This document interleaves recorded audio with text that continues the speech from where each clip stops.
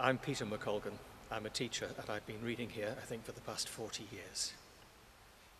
And I'm going to read chapter 14 of Exodus.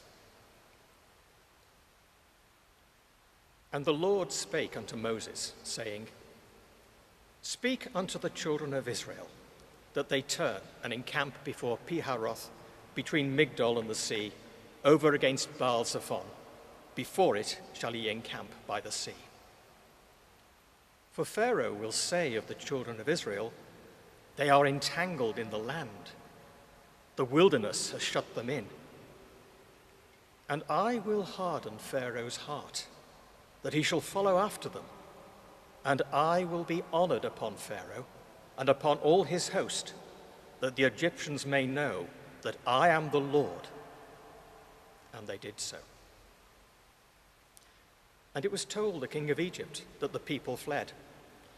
And the heart of Pharaoh and of his servants was turned against the people. And they said, Why have we done this, that we have let Israel go from serving us? And he made ready his chariot and took his people with him. And he took 600 chosen chariots and all the chariots of Egypt and captains over every one of them. And the Lord hardened the heart of Pharaoh, king of Egypt. And he pursued after the children of Israel, and the children of Israel went out with an high hand.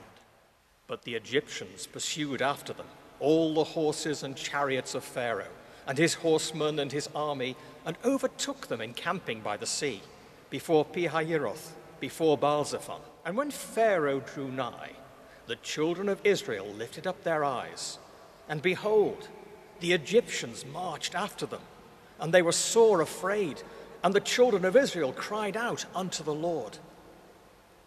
And they said to Moses, Because there were no graves in Egypt, hast thou taken us away to die in the wilderness?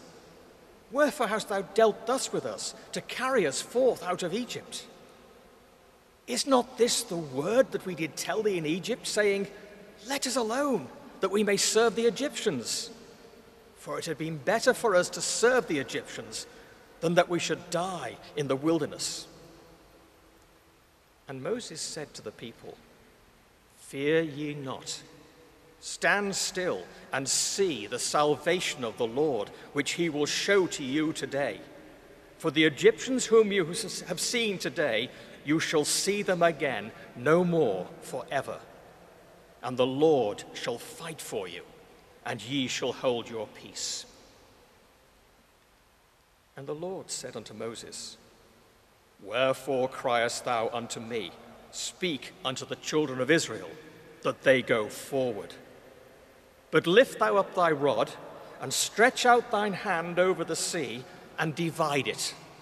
And the children of Israel shall go on dry ground through the midst of the sea. And behold, I will harden the hearts of the Egyptians, and they shall follow them. And I will get me honor upon Pharaoh, and upon all his host, upon his chariots, and upon his horsemen.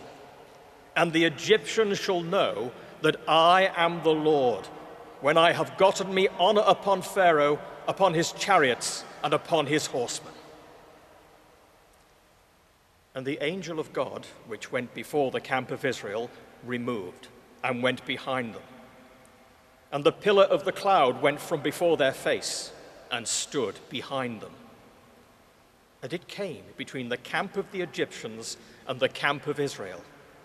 And it was a cloud and darkness to them, but it gave light by night to these, so that the one came not near the other all the night. And Moses stretched out his hand over the sea. And the Lord caused the sea to go back by a strong east wind all that night, and made the sea dry land, and the waters were divided.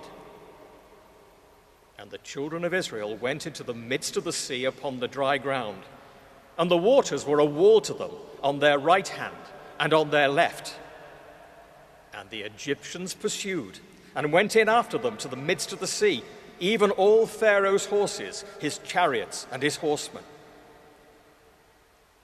And it came to pass that in the morning watch the Lord looked unto the host of the Egyptians through the pillar of fire and of the cloud, and troubled the host of the Egyptians, and took off their chariot wheels, that they drave them heavily, so that the Egyptians said, Let us flee from the face of Israel, for the Lord fighteth for them against the Egyptians.